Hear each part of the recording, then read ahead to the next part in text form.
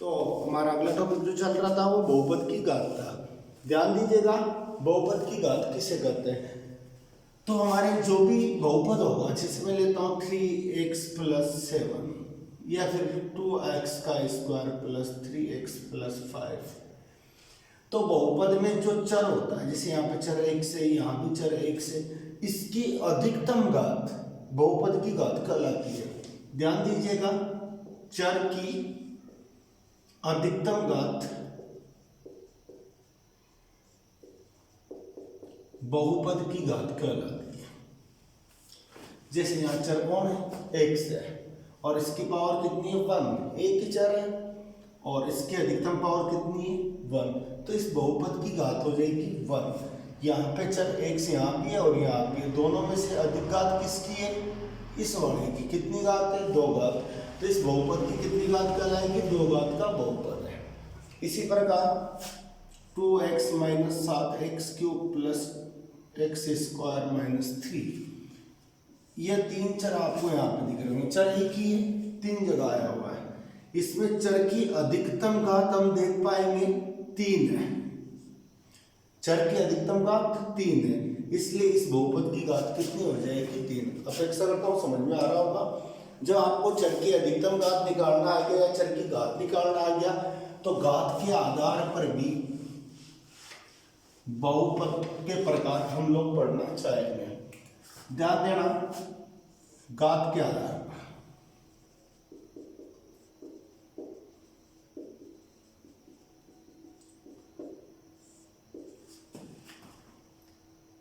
होता है एक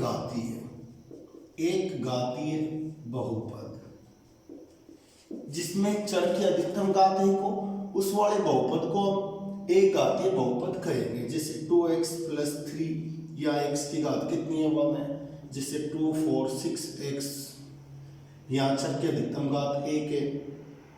2x + y + z - 3, यहाँ 3 चर है, 1, 2, 3, लेकिन तीनों की घात कितनी आ रही है, 1 आ रही है। अतः यहाँ चर की अधिकतम घात कितनी है, 1 है। इसलिए हम क्या बोलेंगे, ये एक घातीय बहुपद है। और एक घातीय बहुपद का एक नाम और होता है, वो होता है रैखिक या रेखीय बहुपद। इसका भी रीजन है, रैखिक बहुपद या रेखीय बहुपद। रैखिक क्यों कहा जाता है, क्योंकि जब आप इसका ग्राफ वगैरह बनाते हो, समीकरण के रूप में रखते हैं, तो एक रेखा प्राप्त होती है। इसलिए एक घातीय बहुपद को रैखिक बहुपद भी कहा जाता है। दूसरी बात आती है, वो होता है आपका द्विघातीय बहुपद। ऐसा बहुपद जिसमें चर की अधिकतम घात तो द्विघातीय बहुपद कहलाएगा। जैसे x² - 177 x + y, कुछ भी लिख दो। इस वाले बहुपद में आप देखोगे चर x और y है, अधिकतम घात इस वाले x की है और वो कितनी है 2, इसलिए इस बहुपद का नाम हो गया द्विघातीय बहुपद। और ज्यादा डीपली अपन बोलना चाहिए तो त्रिपदीय है, 3 पद है, तो त्रिपदीय द्विघातीय बहुपद भी आप इसे कह सकते हो। और भी कोई एग्जांपल ले लो, x² - 7, ये 2 पद वाला है और x की अधिकतम घात 2 है, इसलिए तो द्विघातीय बहुपद हुआ। और 2 पद वाला है तो द्विपदीय द्विघात बहुपद। या फिर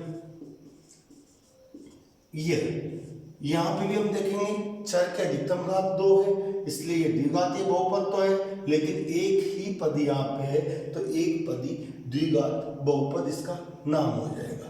थर्ड वाला हम पढ़ेंगे त्रिघातीय। अब आप समझ चुके होंगे, घातों की संख्या के आधार पर हम एक घातीय, द्विघातीय, त्रिघातीय में से डिवाइड कर रहे हैं। और यहाँ पर जो घात आनी चाहिए वो कितनी आएगी, 3। अगर 3 घात का बहुपद हमें मिलता है तो हम उसे क्या कहेंगे, त्रिघातीय बहुपद। जैसे x + 3x³ - 5x² + 7। ध्यान देंगे, या x की अधिकतम घात जो आ रही है वो कितनी आ रही है, 3 आ रही है, इसलिए हम इसे त्रिघातीय बहुपद कहेंगे। ध्यान देना, x की अधिकतम घात कितनी आ रही है, 3 आ रही है, इसलिए यह त्रिघातीय बहुपद होगा। और पदों की संख्या के आधार पर तो इसमें 4 पद है, तो 4 पद ही हो गया, 4 पदी त्रिघातीय बहुपद कुछ भी हो सकता है। x का क्यूब -1 लिख लो डायरेक्टली। अधिकतम घात चर की कितनी है 3 है, इसलिए त्रिघातीय हो गया, लेकिन 2 ही पद में। ऐसे आप लिख सकते हो 2x का क्यूब, ये भी एक पद है लेकिन x की अधिकतम घात कितनी है 3 है। ओके, इस प्रकार आप समझ पाए होंगे घातों के आधार पर हम डिवाइड कर सकते हैं बहुपद को। एक घाती बहुपद किसे कहेंगे, द्विघाती बहुपद किसे कहेंगे, त्रिघाती बहुपद किसे कहेंगे। इसके बाद हम बात कर लेते हैं थोड़ी सी गुणांक की। कोएफिशिएंट गुणांक, जैसे एक बहुपद लिखता हूं 3x का cube plus 12x square plus 7x plus 1। ध्यान दीजिए, अगर आपसे कहा जाए x की घात 3 का गुणांक कौन है, तो इसके नाम से जाहिर है वह अंक गुणा होने वाला अंक गुणांक कहलाता है। यानी x के क्यूब से जो अंक गुणा होगा उसे हम x क्यूब का गुणांक करेंगे। ध्यान दें x के क्यूब से कौन गुणा हो रहा है, 3 गुणा हो रहा है, इसलिए आपके x क्यूब का गुणांक कितना हो गया साहब, 3 हो गया। बात समझ में आ रही है। फिर देखो यहाँ x स्क्वायर का गुणांक निकालते हैं। अब बताओ x स्क्वायर से कौन गुणा हो रहा है, 12, इसलिए हमारे x स्क्वायर का गुणांक हो गया 12। चलो x का गुणांक अपन निकालना चाहिए तो x से कौन गुणा हो रहा है साहब, 7 गुणा हो रहा है, इसलिए x का गुणांक हो गया 7। ये जो पद बचा इसे कहा जाता है अचर पद, और अचर पद कितना है आपका 1। एक आप एग्जाम्पल और लेते हैं और गुणांक को थोड़ा विस्तार से समझते हैं, ध्यान से समझना। 12x का cube plus x square minus x plus 3। इसमें आपसे कहा जाए x के क्यूब का गुणांक कितना होगा, तो आप ध्यान से देखो x के क्यूब से कौन गुणा हो रहा है 12, इसलिए हम इजी में कहेंगे x के क्यूब का गुणांक कौन होता है 12 होता है। चलो x स्क्वायर के गुणांक की बात कर रहे हैं, x स्क्वायर का गुणांक, अब x स्क्वायर से कोई चीज गुणा ही नहीं हो रही, तो हम जानते हैं ना किसी भी संख्या को 1 से गुणा कर दो कोई फर्क नहीं पड़ता, वही संख्या आपस में मिलती है, तो कहीं ना कहीं इसमें 1 का मल्टीप्लाई किया जा सकता है, यानी x के स्क्वायर का गुणांक आप क्या मानोगे 1। सेम इसी प्रकार x से कौन गुणा हो रहा है, वो x का गुणांक होगा। ध्यान दीजिएगा कोई चीज गुणा नहीं हो रही तो 1 तो है ही सही, अभी हमने पढ़ा। अब चिन्ह का एक आ रहा है आगे माइनस का, तो यहाँ पे आपके x का गुणांक कौन होगा -1 होगा। खुदा न खास्ता यहाँ माइनस होता तो इसका गुणांक भी -12 होता, और इस जगह माइनस होता तो x स्क्वायर गुणांक यहाँ पे -12 आ जाता चिन्ह सहित। आप इस बात को भी समझ पाए होंगे। जब आप इन सब बातों को समझ चुके हो तो आपकी एक्सरसाइज 2.1 लगभग कंप्लीट हो चुकी है। 2 मिनट में यहाँ पे सारे क्वेश्चंस लिख देता हूँ उन्हें मिटा के, फिर हम डिस्कस करेंगे 2.1 के क्वेश्चंस की। तो 2 मिनट की पॉज करता हूँ कुछ देर। ओके, ये 5 क्वेश्चन है आपके पहले वाले क्वेश्चन में, और आपको बताना है कि एक चर में कौन बहुपद है कौन बहुपद नहीं है।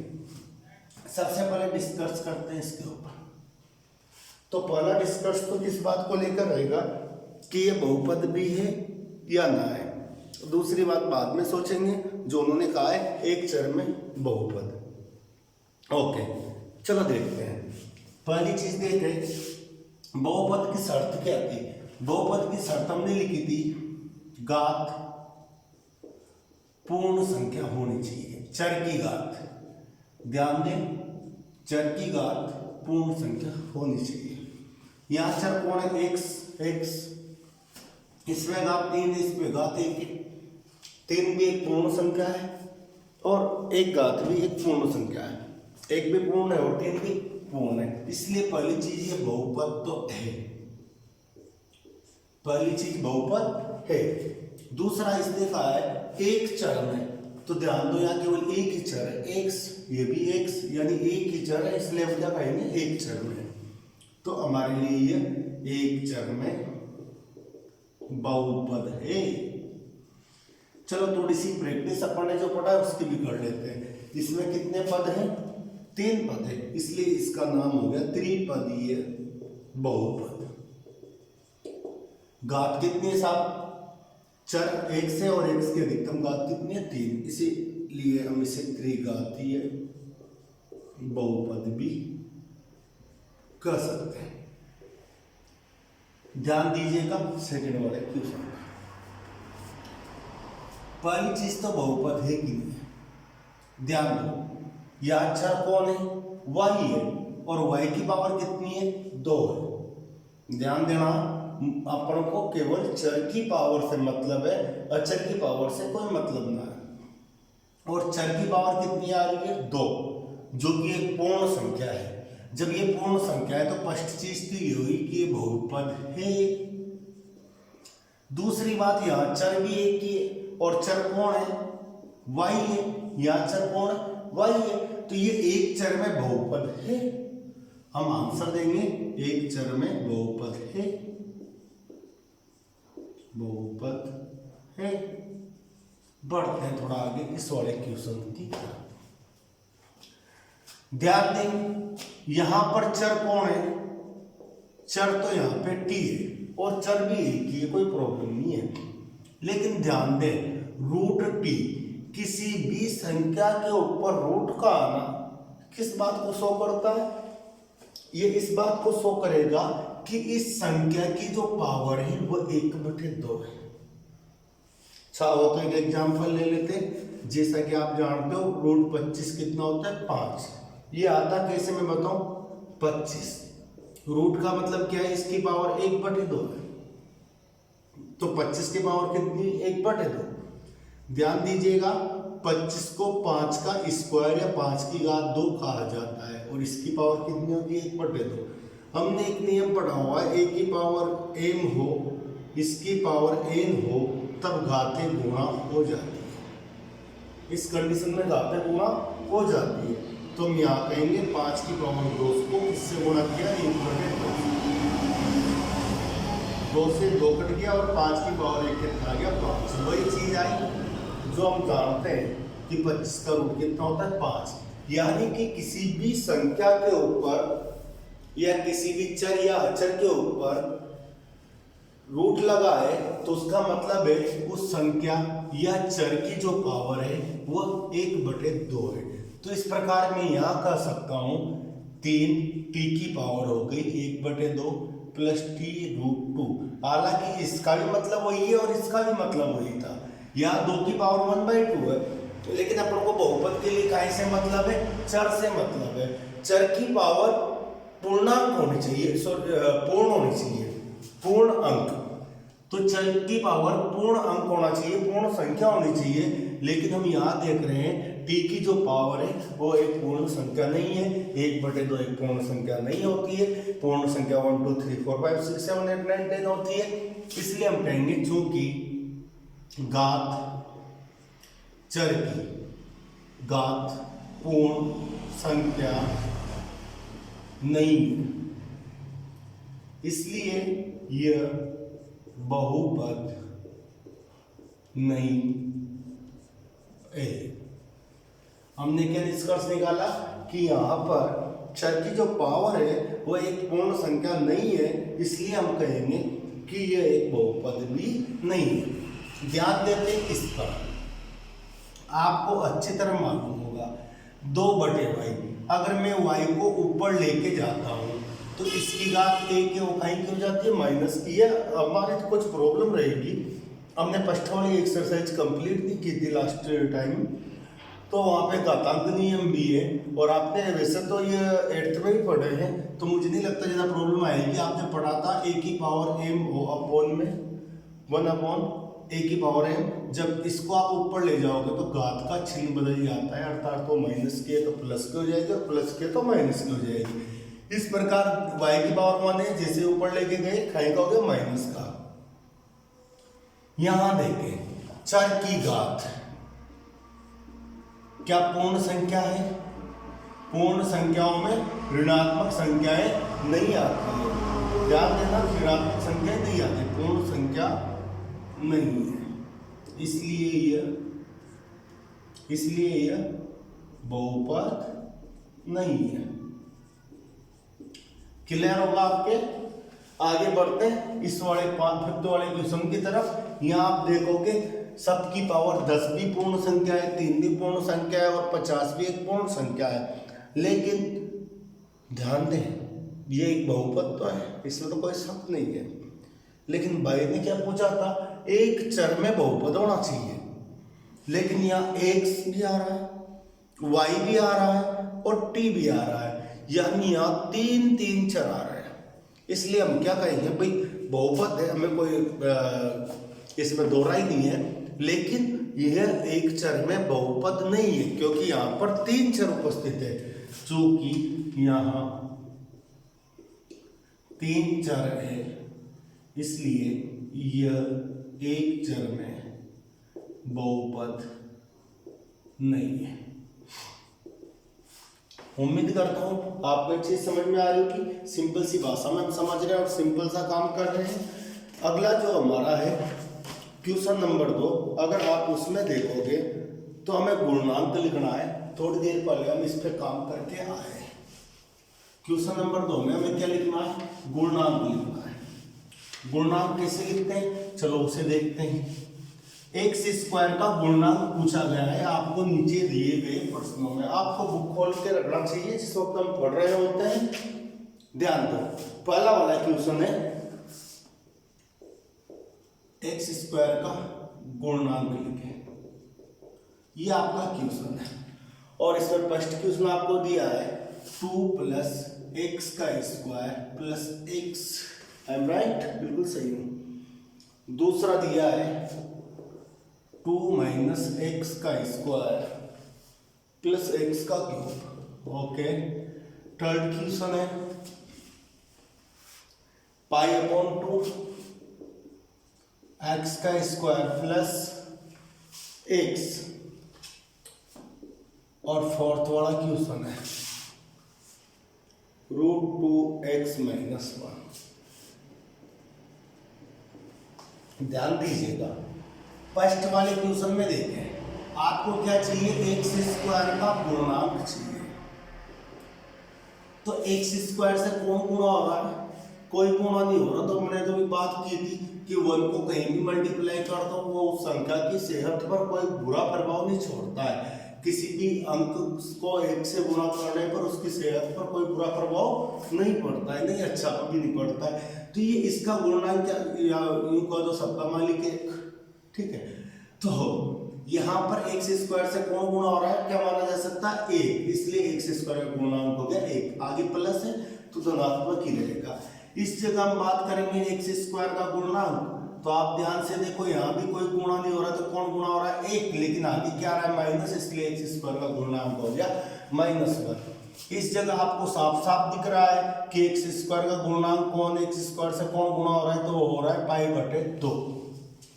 थोड़ा सा और आगे बढ़े, इस वाले केस में आए, एक्स स्क्वायर का गुणांक निकालना है। देखो कौन है, बताओ कितना है।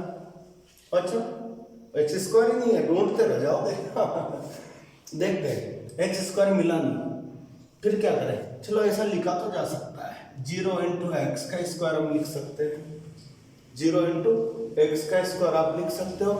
और इस जगह पर कर सकते हैं कि एक्स स्क्वायर, क्योंकि 0 से कोई भी चीज कोई भी संख्या गुणा होगी तो 0 हो जाता है, तो हम 0 × x का स्क्वायर लिख सकते हैं। अपन को x का स्क्वायर नहीं मिल रहा, तो x के स्क्वायर का गुणांक कितना हो गया जी 0। इस प्रकार क्वेश्चन नंबर 2 अपना कंप्लीट है। आगे बढ़ते हैं, क्वेश्चन नंबर 3 की बात करते हैं। क्वेश्चन नंबर 3 को आपको पढ़ लेना चाहिए। क्वेश्चन क्या बोल रहा है? क्वेश्चन बोल रहा है 35 घात का। पहली चीज है 35 घात का, दूसरी चीज है द्विपद। पहली क्या पूछा है कि 35 घात का द्विपद लिखो। इसी में एक क्वेश्चन और किया है, क्वेश्चन नंबर 3 में इसने। और क्वेश्चन क्या था कि 35 घात का द्विपद और 100 घात का एक पद। 100 घात होनी चाहिए और एक पदीय होना चाहिए। बहुपद आपको लिखना है। ध्यान दो काफी सारे ऑप्शन अवेलेबल है। जैसे 35 घात होनी चाहिए ना, आप कैसे भी लिखो, 2 चर लिखो, 3 चर लिखो, कोई फर्क नहीं पड़ रहा है, पर पद कितने होने चाहिए? 2 पद होने चाहिए। या तो प्लस लगा दो बीच में, इधर कुछ लिख दो इधर कुछ लिख दो, 2 पद हो गया। या फिर माइनस लगा दो, इधर कुछ लिख दो इधर कुछ लिख दो। ओके, अब मेन चीज है कि 35 घात होनी चाहिए। आप कोई भी एक चर लिखो ना, या मैंने x लिख दिया और इसकी घात 35 लिख दी, या कुछ भी लिख दो, 2 लिख दो, ये हो गया।